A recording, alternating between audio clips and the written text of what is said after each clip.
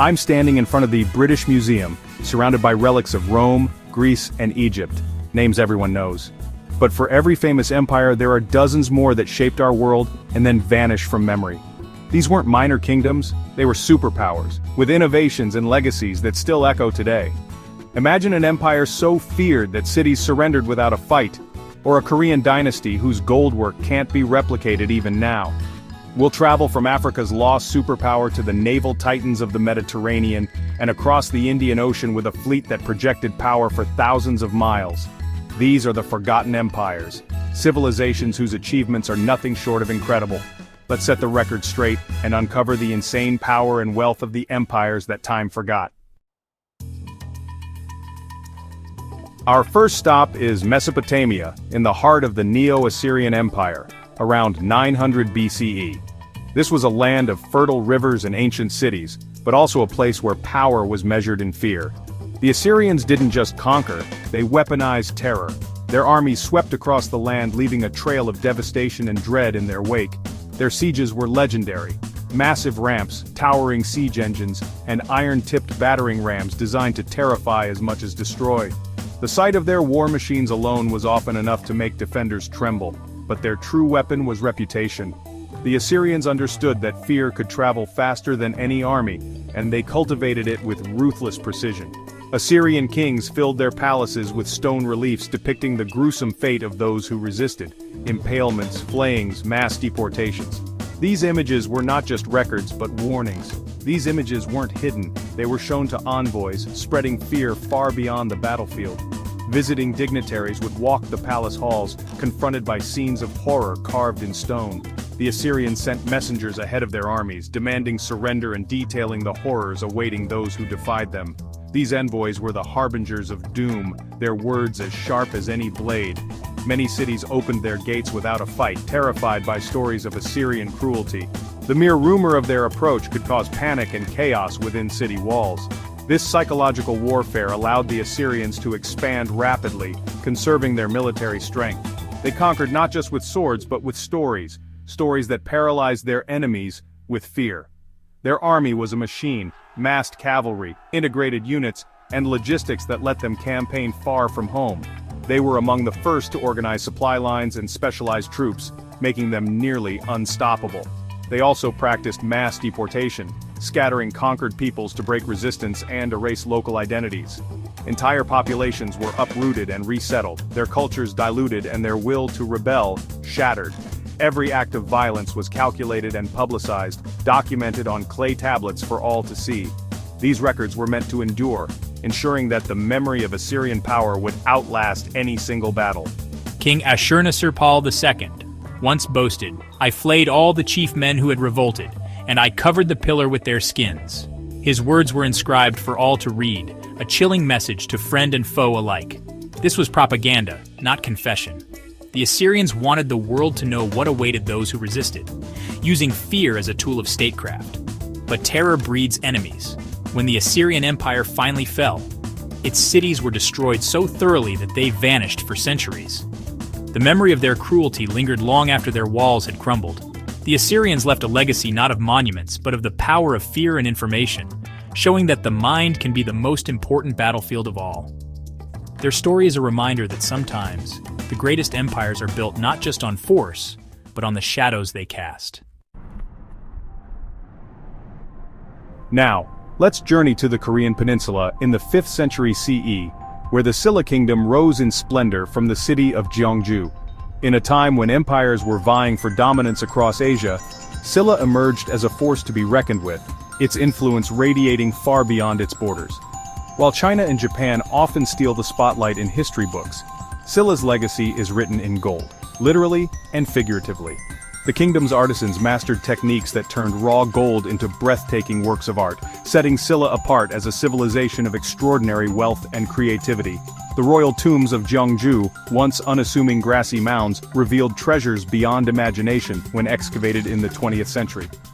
Archaeologists uncovered burial chambers filled with gold, jade, and intricate artifacts, offering a window into a world of opulence and ritual. The Silla gold crowns, delicate, tree-like structures of pure gold, adorned with shimmering jade pendants, are masterpieces no modern craftsman can replicate.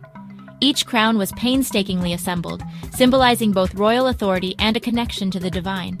These crowns weren't just symbols, they dazzled and awed, shimmering with every movement.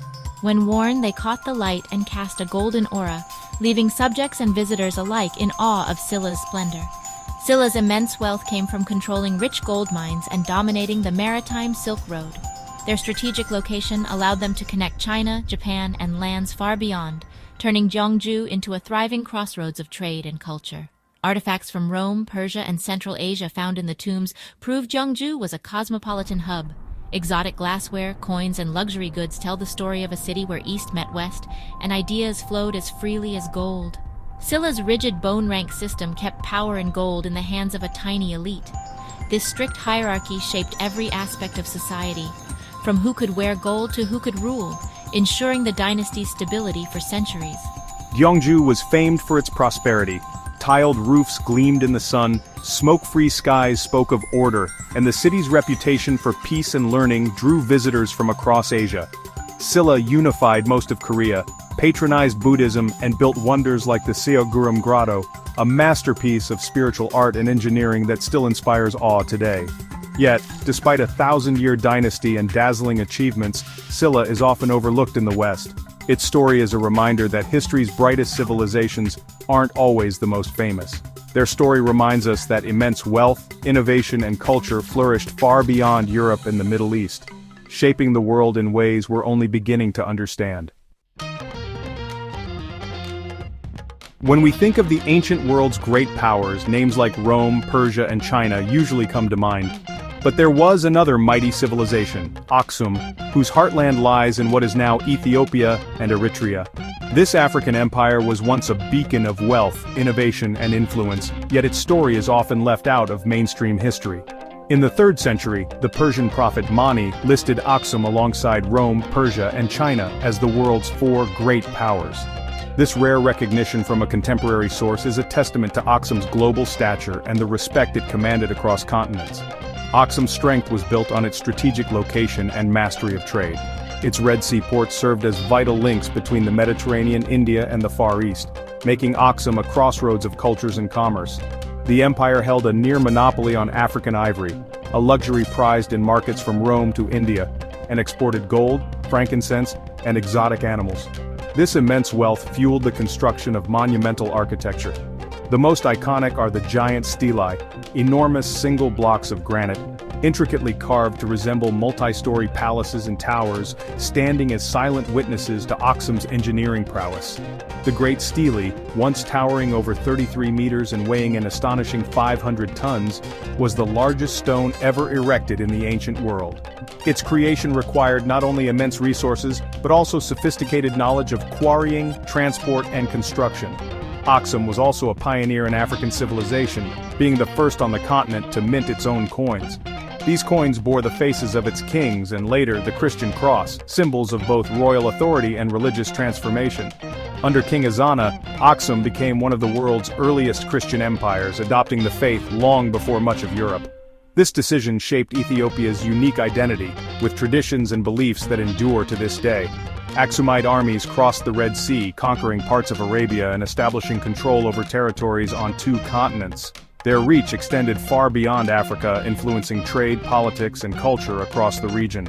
Their powerful navy protected vital trade routes, ensuring the empire's prosperity and connecting distant civilizations. Aksum's influence was felt from the heart of Africa to the shores of Arabia and beyond. Yet, with the rise of Islam and the shifting of Red Sea trade, Aksum's fortunes waned. Its cities faded into obscurity, and its achievements were nearly lost to time, except for its towering monuments and the enduring faith that still shapes Ethiopia today. When it comes to ancient naval power, Carthage was unmatched in the Western Mediterranean. Based in modern Tunisia, Carthage built a maritime empire on revolutionary engineering and strategy. Their harbor was a marvel, 2 linked ports, including a secret circular military dock with covered slipways for over 200 warships. The Carthaginian Quinquereme, faster, heavier, and deadlier than rivals, was designed for ramming and close combat. They pioneered the Corvus, a boarding device that turned sea battles into land battles, letting their superior marines overwhelm enemies. Carthage's navy protected vast trade networks from British tin to Spanish silver, and established colonies across the Mediterranean. They guarded their trade routes fiercely, even wrecking their own ships to keep rivals away. The Punic Wars with Rome were epic struggles for control of the sea. For years, Carthage dominated, but Rome adapted, copied their ships, and eventually destroyed Carthage completely. Because Rome wrote the history, Carthage is often cast as the villain, but for centuries they ruled the waves through innovation, engineering, and a deep understanding of the sea's power. Our final empire, the Cholas of southern India, who ruled from the 9th to 13th centuries CE. The Cholas weren't just land kings, they were masters of the sea, projecting power across the Indian Ocean long before Europe's age of discovery. Their navy was vast and organized, capable of transporting armies across open ocean. The most famous feat, Rajaraja Chola, his son, launched a naval invasion over 1,500 miles away, capturing the Srivijaya capital and shattering its control of the vital Strait of Malacca. This secured direct access to lucrative trade with China and the Spice Islands, making Chola merchants and guilds flourish across Asia. Tamil inscriptions and Hindu idols from this era have been found as far as Indonesia and China. The wealth from trade funded architectural wonders like the Brihadiswara temple, with its towering granite vimana. The Cholas perfected bronze casting, creating statues like the Nataraja, masterpieces of Indian art. Their decline came with the rise of rivals, but their legacy endures, a golden age of art, architecture, and maritime influence that shaped Southeast Asia. From Assyrian terror to Scylla's gold, Aksum's stellae to Carthage's navy, and the Cholas' oceanic reach, these empires shaped our world even if history forgot their names. They pushed the boundaries of technology, art, and strategy, leaving legacies woven into our modern lives. Their stories remind us that history is far richer and stranger than the textbook version. By exploring these forgotten threads, we see how power and genius flourished everywhere. Which forgotten empire surprised you most? Or is there another lost civilization you'd add to the list? Let me know in the comments. If you enjoyed this journey, like and subscribe for more hidden histories. Thanks for watching. Until next time, keep exploring the past.